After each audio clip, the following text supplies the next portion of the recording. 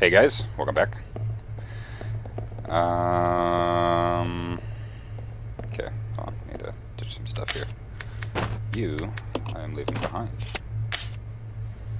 I feel like I should give a healing item to Billy, but he's not the one going immediately into danger. So I feel like he's going to be okay.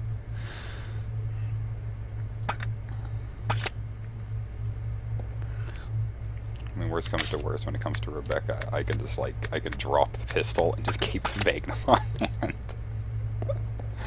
How silly that sounds. Okay. Come on, Rebby. Get you in here. I am the big spoon. There's a game I'd want to do a Let's Play of called Bayonetta. We were like, Bayonetta. I'm like, I don't know if I can do a Let's Play of that legally on YouTube. I'll have to look into like how other people have done it. I also need to get something to record TV with this. Bayonetta, I don't think is on the PC. No, the original one is. I'm pretty sure. Actually, thinking about it.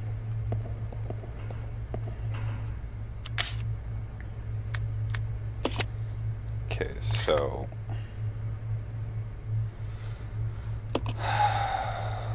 Let's see, there's a key card up on top of that forklift there that I need.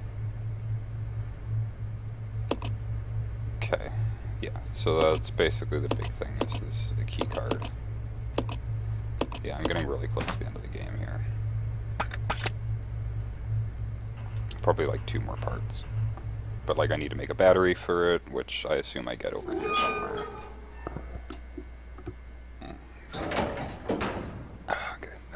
Coffee. There we go, set that aside.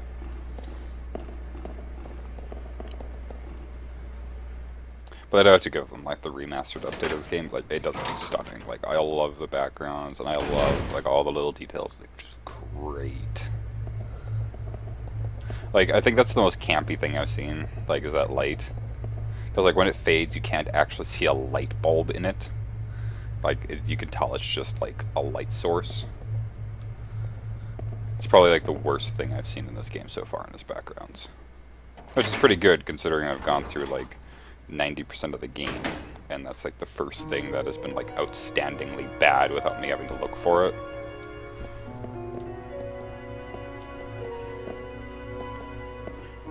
Like the shadows look pretty clear too, which is nice.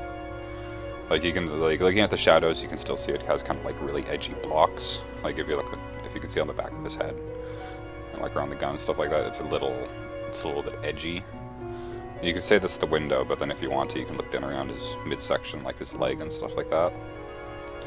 Oh, that was really nicely detailed, though. The shadows just aren't the smoothest. I usually find shadows are like something that's really hard for a company to get perfect. So it's the advantage of like cel-shaded games. You know, especially like top-down games, because like their characters don't project shadows; they just have like a shadow directly underneath them that's a circle. And I was just like, whatever. I'm not going to take off points for it, but like I'm also not going to dock. I understand why shadows are hard. I'm not gonna dock a company points because they tried.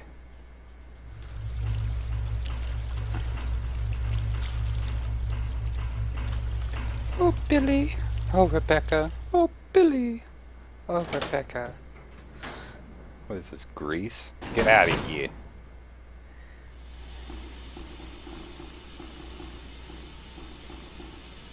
I'll go alone. Okay. Get in the box, Rebecca.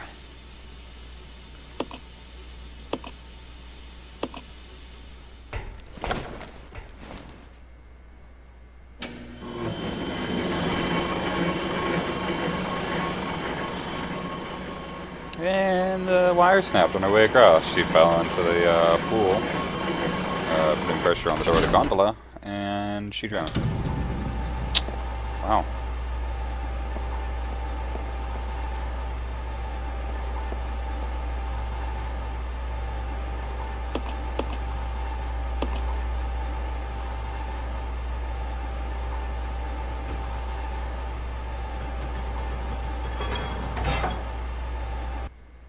Okay, this should stop the water flow and let Billy across.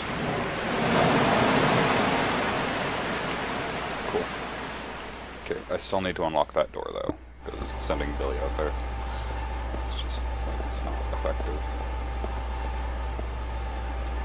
Cool, acid rounds. That's great. Also, if I'm gonna take this game seriously in like a hard mode, oh, I can go in this door. It was like partially blocked with a bunch of stuff. I just assumed I could. Hey, I'm just gonna skip that. Cool. Let's just not. Awesome. Let's just not.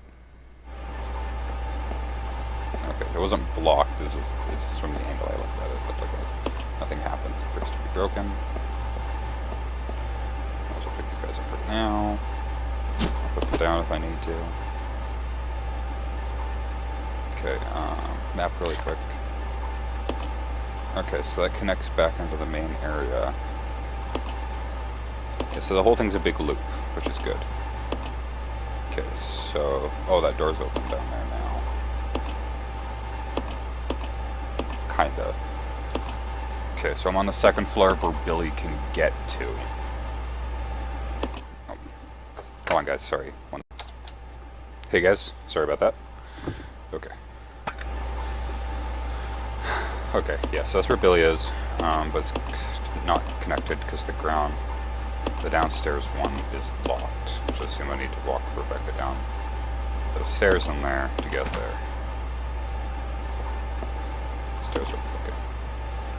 Okay, so I have to go into this room over here, which has a bug in it.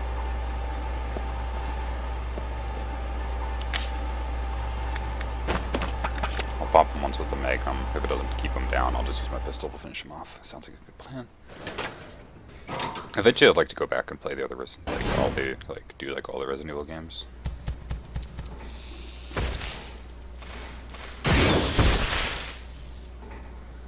Okay, yeah, the Magnum, I'll put him down.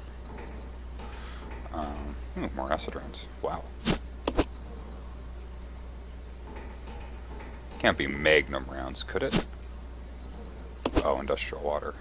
Okay.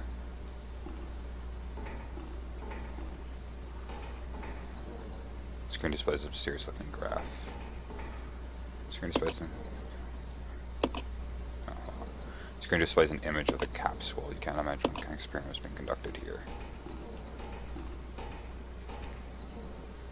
Capsules contain the larva of some kind of life form. It's unlike anything you've ever seen before.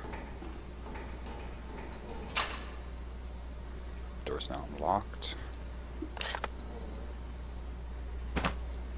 Okay, that leads to where Billy was before, with the pile of skeletons. You know, the episode where we found out what was in the drinking water.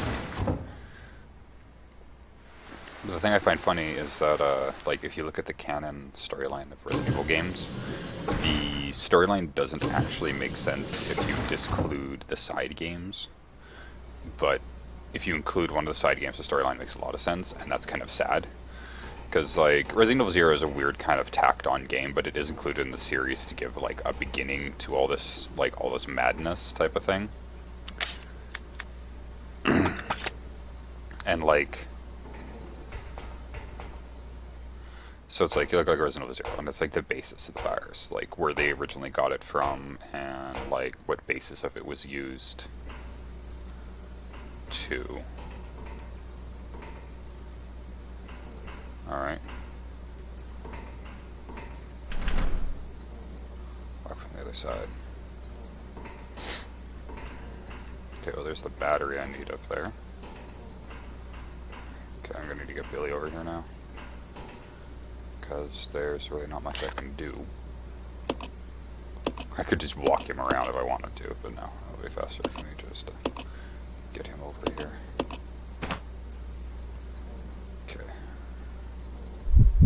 She's got a Magnum, so she'll one-shot anything that comes after her. Anyways. But it's kind of weird, because, like, Resident Evil 0 does explain, like, the origin of the virus, and, like, the, like, original creator of it, and stuff like that. Because they bring up later on in the games that, like, William Birkin and, like, Howard Wesker weren't, like, the original creators of the virus. They backstabbed somebody and took it from them. Of course, that's what this game is essentially about, the guy that they backstabbed. You know, like establishing that character. This is also another weird part of the game right here, because Like, this game has a few enemies in it that always bothered me because they have a, like, they'll, like, have an inventory where it's like the giant spiders. They have the giant spiders in here. You fight, like, three or four of them in total in the game, and then it's just like, you never see them again. I'm pretty sure this one has the giant frogs, yeah. Oh. Ah. Ah.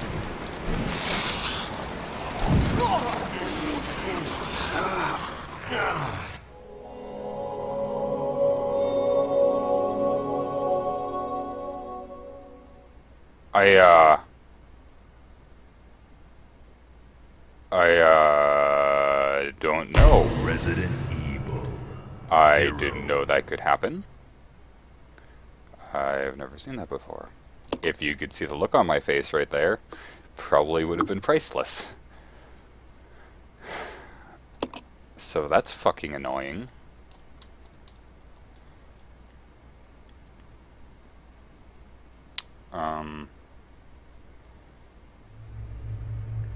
So that's fucking annoying.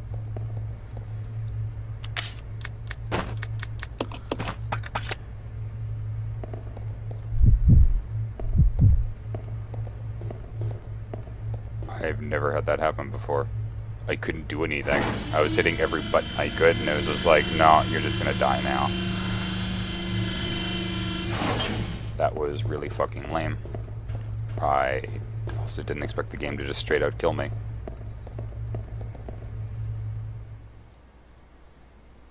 That was not okay. So the next time that happens, I guess I'm just gonna kill it. Because normally I just run past them, the giant frogs, like every time I play, because you never actually have to go past there again. I've never had them actually do that to me. And I would very specifically remember if a giant frog ate me like that. So that was not okay. But point is, it's the only time you ever see them. Is you see like this one giant frog, and like that's it. So it's another one of those fucking weird things in this game, where you only have like one enemy. Mind you, it's okay to have like enemy types like that, but like it's just weird that they wouldn't reuse them. Like I'm sure they reuse them in like the mercenaries mode or whatever, but like not you only use them like once in the main game seems a little out of place. Anyways, as I was saying before, the older Resident Evil games are. It's weird how the canon works because this one covers like the guy they backstab. Resident Evil 1 is Wesker leading the STARS members into the mansion to like trap them and like test them, which in my opinion they failed pretty spectacularly, at least most of them. So they're like, oh, I got in the mansion, oh, I can't handle it, and then they just all die. I'm like, fuck off, really? Then Resident Evil 2 follows Leon and Claire, which is important to the storyline because like you have to establish that Claire's character and that Leon's gonna actually be way more important further down the road, and it also explains what happens to the rest of Raccoon City. I'll go alone. Okay. God damn it, something's up my throat. And then you hit Resident Evil 3, Nemesis. And this is kind of a problem with because it's not actually the third game. Code Veronica is, which was originally released on the Dreamcast. And in development, Code Veronica is the canon third game, and Nemesis is the side game. Because Nemesis doesn't add anything to the plot at all, to the overarching storyline. Nemesis is just a side story back explanation of. It's just a back explanation of Resident Evil. I mean, like just Resident Evil's Jill Valentine. So it's not like it's. Skip that. So like it's one of those things where it's like, yeah,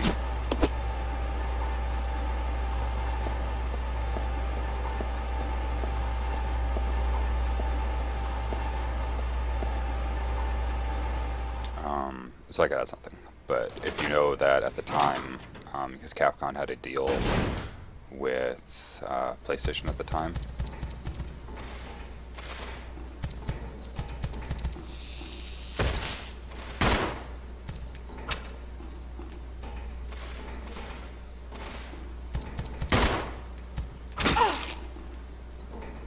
see if I can fill that up and use any magnum ammo.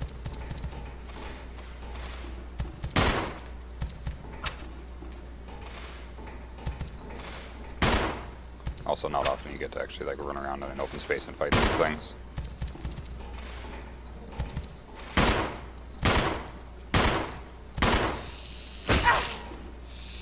Seriously, you dick? Just die. There it goes. Okay.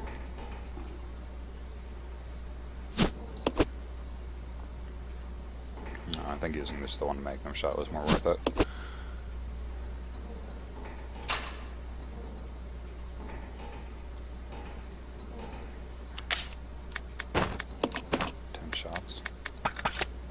Yeah, I think the one magnum shot is definitely worth it more. And I also took a little bit too much damage.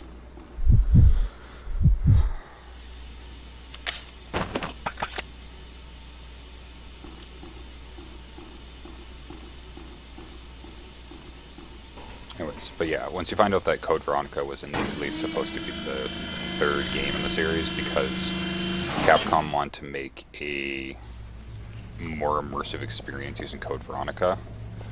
So like static cameras weren't a thing, like the camera would follow the character player in some places, but keep kind of the same static mentality. They made just like a more over, like I am, like if they ever make a remake of Code Veronica, I will just be all up for that game. I'm just saying that now.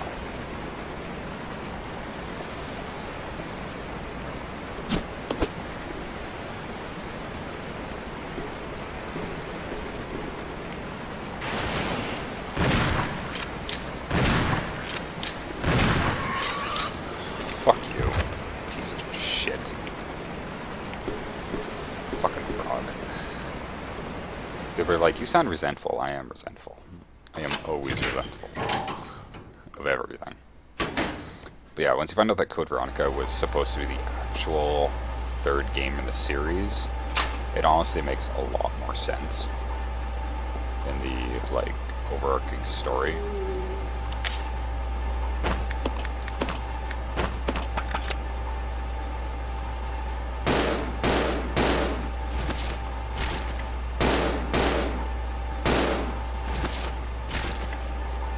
Shot controls on the ground.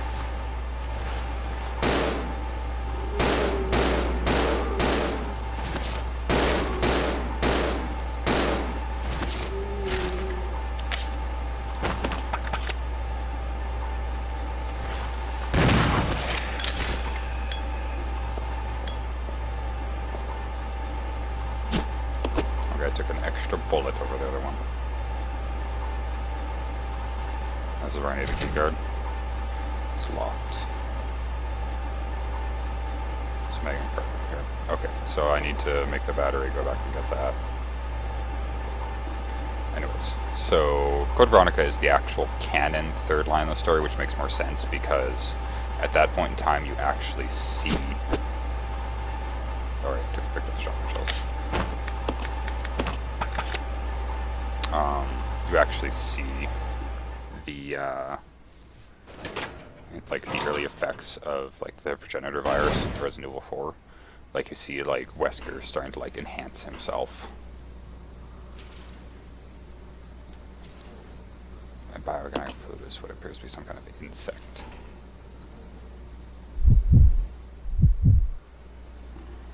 Okay, let's reunite these two.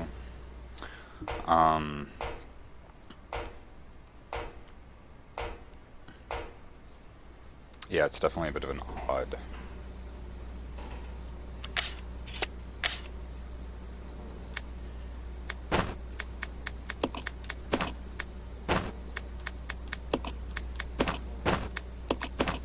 Let's do those guys together.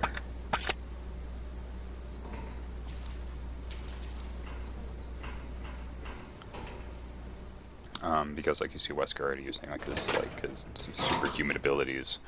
And then you meet Alexi in the game, who saw the potential of the virus early on, but realized that it's because you allow, like, humans, like, the virus takes over the human body too quickly, and that's what causes the really abnormal side effects. And so what she did is she calculated how long it was, and she basically put herself in, like, a 30-year suspended animation coma But like, of course, during the game, she comes out and she is probably the most powerful character in the Resident Evil universe.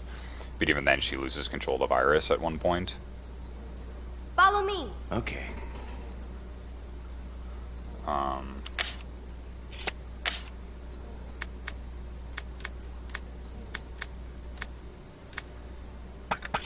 Okay, let's grab this battery then.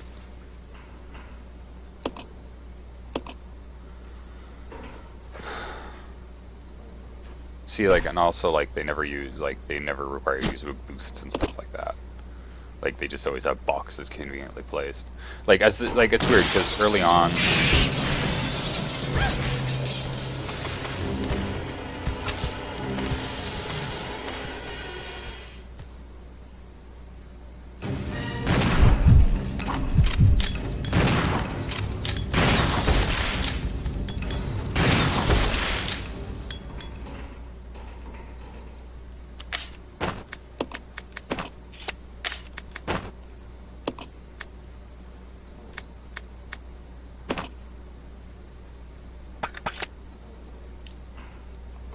She might need a space.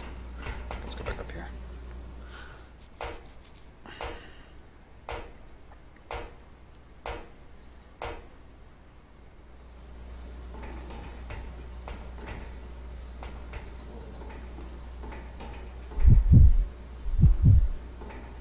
Okay. Come on, like I said, yes. Form sulfuric acid.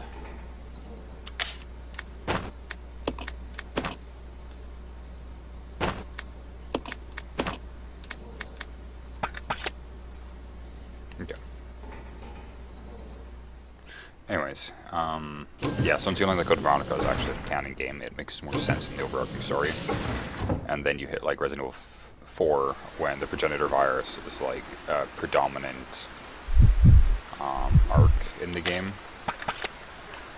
It starts to make more sense because like you're like, well, like, because you go from like Resident Evil 3 Nemesis and then Resident Evil 4 and then like this progenitor virus just is there and you have no idea where it came from.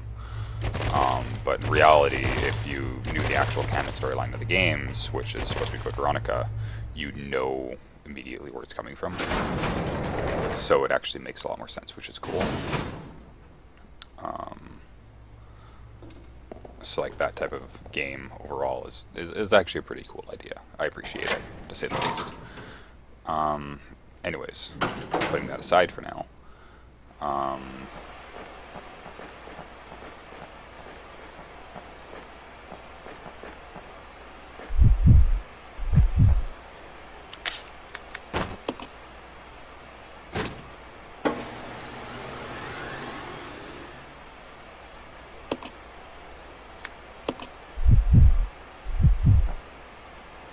I'll check it out. Okay.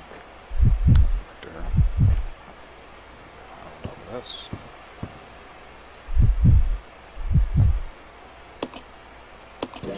Yeah, because the forklift just has that button. Oh, they don't make me like swap factor. That's convenient. See, stuff like that would also be convenient. Come on. Roger. Would the AI figure out how to jump down from that? Nope, they're not programmed for that. She'll just stand there like a...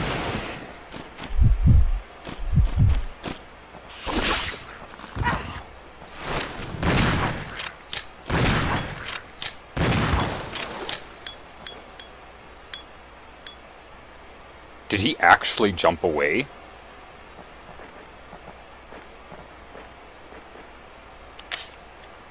And she took like no damage from that.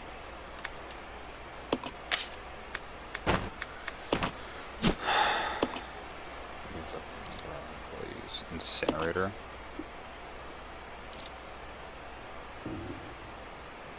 Definitely not English, whatever's written on the back.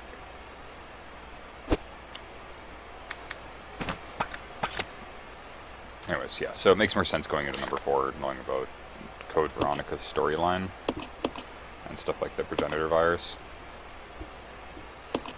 I mean, that is super at the end of the game right there. So I'm gonna turn around and I'm gonna head back now to my horde of stuff. I'm gonna prep myself for the end of the game. Because I can't imagine there's two, like...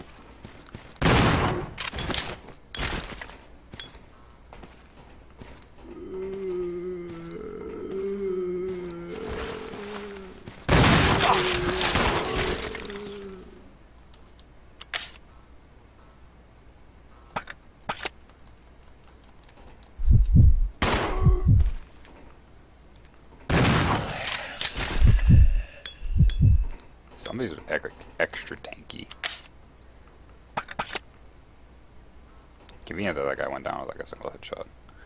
The shotgun behaves differently in this game though than just like the Resident Evil 1, because like it seems that like at its like, because I think in the original Resident Evil it had like a puncture feature to it, because like the shotgun definitely seems to have like a widespread effect, but like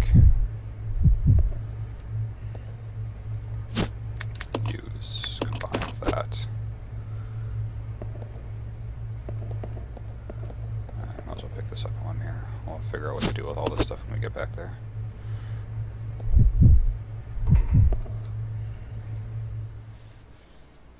Anyways, yeah, and then Resident Evil 4 is the Precision virus, and you can start that, and then Resident Evil 5, it's like the next step of it.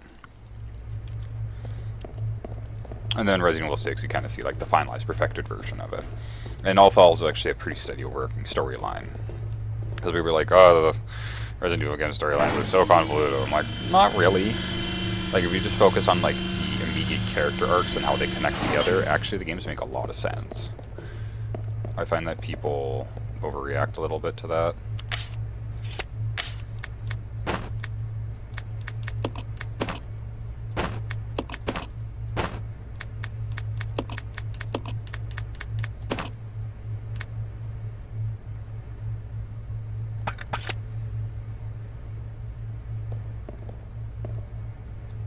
Oops, not enough.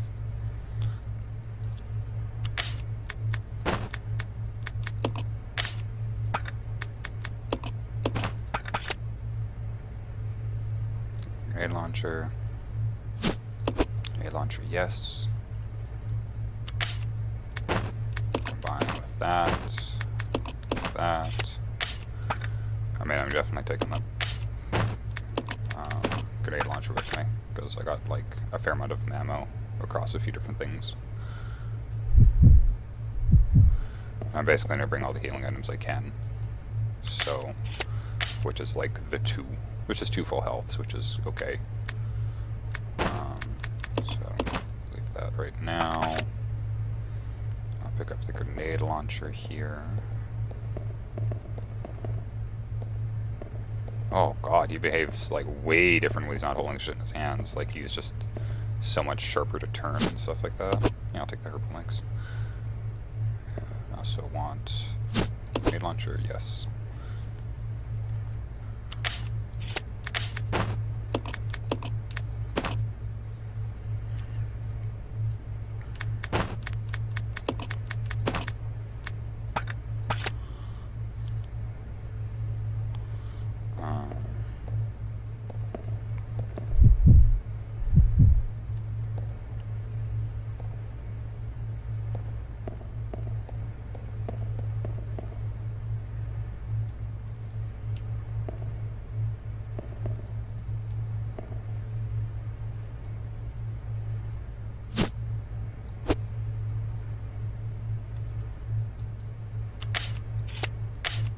Oh, right, okay.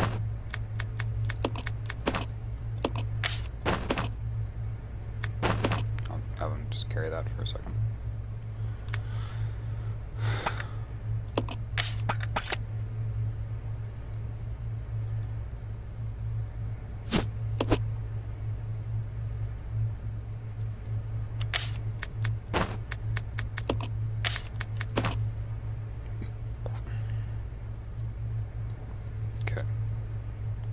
I could heal her up right now. It's just because it's just a green herb and like there's no poison enemies right now. Yeah, I'll just use this. Heal her up.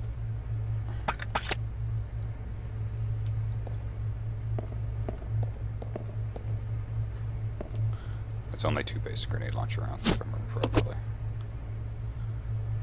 How much much was that in there? 6. Yeah, it's lots. I will want that. I'm gonna spend this time prepping myself, and then I'm gonna get down there, and it's not actually gonna like lead to the end of the game. Actually, it might not, because it might be it might be like super mean of them to like actually make that the end of the game when you're not like prepared for it. Is there a way out? No, 'cause it's got a save point in there. Yeah, because that's up on the first floor, so like there has to be something to take me all the way up here. But like, what gets me up to the first floor? Because I'm on B5, so like I have to go a ways up. So what the hell actually gets me up there? So I go and open the door. There's a long ass hallway.